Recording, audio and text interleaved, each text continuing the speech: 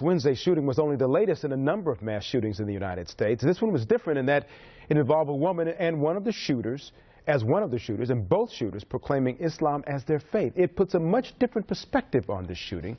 What does this do to the way that many Americans view Islam? With me this morning, Mustafaa Carroll, the executive director of the Houston office on the Council on American Islamic Relations. Mustafaa, good morning. Good morning. Thank you for being here. Thank you for having us. What was your reaction when you heard about these shootings? Well, I was saying I'm praying that this is not a Muslim. Not that it makes it any better. To me, you know, we have much too often too many of these mass killings and too many murders in this country, period. But I was really dismayed because I know what the spin is going to do.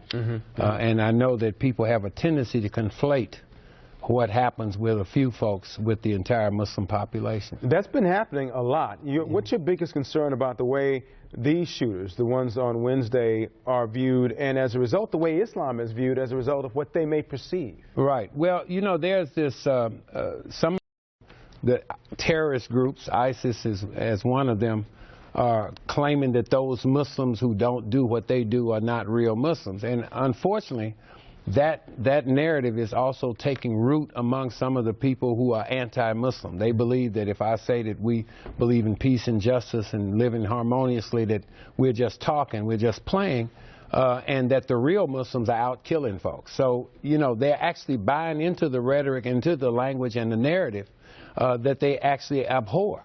So it's pretty difficult. What's been the biggest challenge for followers of Islam as these violent acts continue, and these violent acts by extremists and people who really usurp the real Islam, if you will, and captivate headlines all around the world? Absolutely.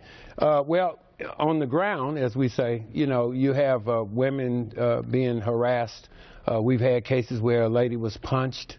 Hijab snatched off. We have mosques being vandalized, burglarized. We have some people shooting at folks. Fortunately, it's not a majority of people, but it doesn't take a majority. It only takes a few, and only a few people keep all of this stuff going. And the things you're just talking about, are those things that happen here in Houston? We have had some in Houston. We're fortunate. Houston has been a pretty decent city in more ways than one. We do have issues here.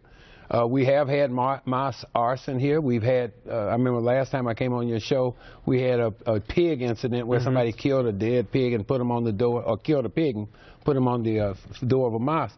But we don't have the vitriol, at least blatantly, that we see in Tennessee and Florida and other parts of the country where, you know, people have really up the ante, so to speak, about their hatred for Muslims, Islam and Muslims. What do you do now as you move forward in this country and you try to convince people that Islam is not the religion that is being perceived by people all around the world, especially as it relates to violence? What's the biggest challenge, and how do you turn that tide, so to speak? Well, the biggest challenge, I think, and the way we attempt to turn it, is that we have to come together as a community.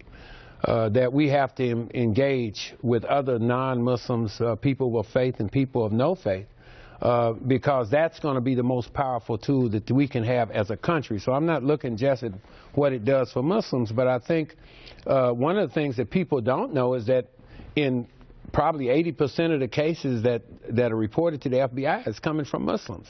If you look at the underwear bomber's father reported his son after he left to go to Syria or wherever he was going. He reported, and Muslims reported the guy that left the SUV in New York that was going to blow up Times Square.